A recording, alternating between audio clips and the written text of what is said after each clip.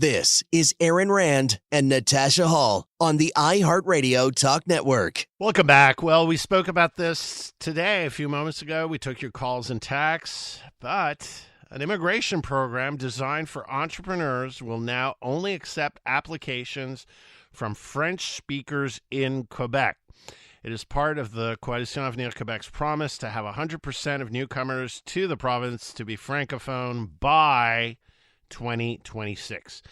Dr. Winston Chan is an entrepreneur and economic advisor to the G20 task force, and he says this decision will hurt the economy. He joins us now in studio. Welcome to the show, Winston. Good to be here, David. I'm going to call you Winston because we've known each other for, at least 10 years? Yeah, at least. Yeah, at least. So please call me Winston. Yes, I will. Absolutely. And please call me David. So great to have you in the studio. Happy New Year. Happy New Year. So first of all, you're a doctor of what? Let's our listeners I'm a chiropractor. Get to know you better. You're a chiropractor. And what is the G20 task force? So we gather around. We have meetings, and at the end, we do a recommendation report on how to improve the economy. So I'm part of the G20 task force for the Business 20 on employment, education, and entrepreneurship. And this is like a worldwide group that advises the G20? Actually, it's the private sector of the G20 countries. I see. Very fascinating stuff. So, no, because I think it's important to give it your background because as well as being a chiropractor, but you're also very much involved in the business side, international relations, and also I think you're involved with the HEC, right? L'École des Hautes Études Commerciales? Yes, also I'm a mentor at the Immigrant Entrepreneurship Incubator at HEC Montreal. At HEC Montreal, the big business school. Yeah. Yeah. So entrepreneurship and international relations are both of my kind passions. of your expertise. Yeah. So this program, we both know it well. I told our listeners earlier that when I was immigration minister, it was a program that actually modernized. It existed before I was minister. There was some criticism about it. I modernized it, but now, well, explain to us what these new changes that were announced by the CAQ government mean. So essentially, starting on December 28th, 2022, so there's no more applications for the non-French speaking entrepreneurs immigration program. Mm-hmm. So there's two categories in this immigration program. There's the non-speaking French, the non-French speaking entrepreneur immigration program, and there's also a French-speaking entrepreneur immigration program. So there's two categories. So the one with the French-speaking entrepreneurs, there's no cap. So but on the one with the non-French speaking, it's there's a cap to 75 candidates per year. 75. That's it. Yeah. So far since 2018, there was 300 entrepreneurs, non-French speaking entrepreneurs that benefited. The benefit from that. And on the French side, do you know the number? No. But I think it was closer to 2,000 from memory, but I'd have to check. So, Winston, what does this program do? I mean, we say it helps entrepreneurs, but how does it help entrepreneurs? So, for example, I'm an entrepreneur from abroad, from another country. So I want to immigrate in Quebec, and I want to start a business. So among the criteria, you have to be sponsored by a Quebec government-approved incubator. Mm-hmm. So an incubator is a space they give resources to entrepreneur, including funding, networking, mentors, co-working space. So and you need also so there's two type of program. If you speak French fluently. 100% fluently, so you can apply on the French-speaking entrepreneur program. But if you don't speak fluently in French, you go to the non-French-speaking entrepreneur. But now it's closed; it's suspended. So you obviously oppose this move by the CAQ government. Tell us why. So there's we have to understand it because right now countries, many jurisdictions are competing each other to attract the best startups.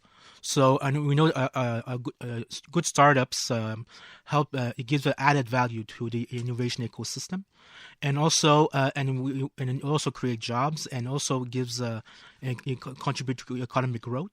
But at the same time, so we want to have the best entrepreneurs. So it's a bit like for hockey, Montreal Canadiens, they say that we only draft French-speaking prospects. Mm-hmm. It's the same thing. So we're not saying that there's no good French-speaking hockey players, but we're shooting ourselves in the foot.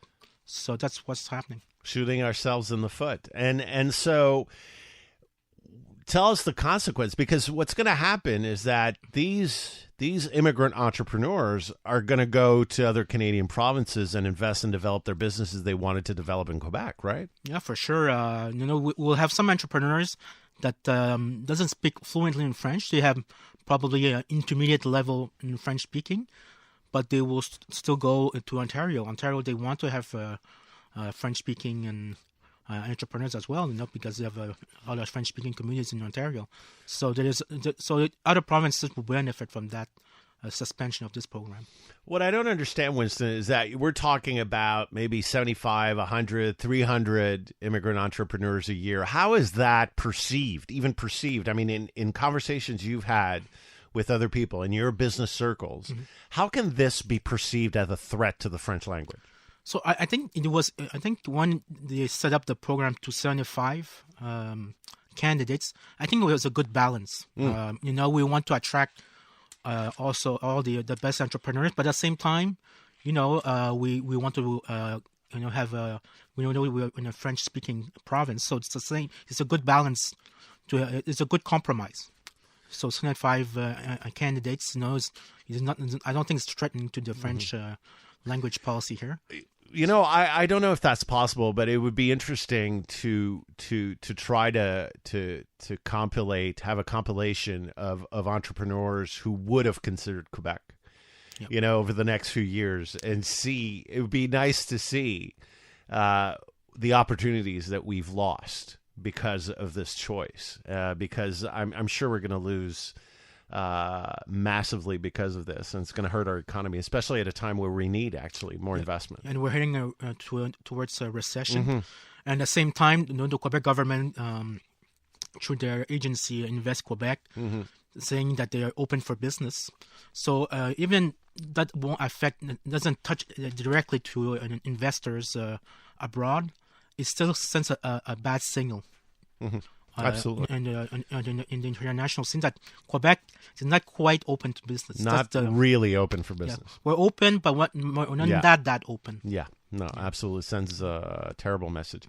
I have a few minutes left, Winston. I've had you on the show before. Unfortunately, for more difficult topics, I remember we spoke earlier in 2022, following the wave of anti-Asian violence. Especially in Chinatown, there were some horrific incidents targeting Asian Canadians, Asian Quebecers. What's the situation now?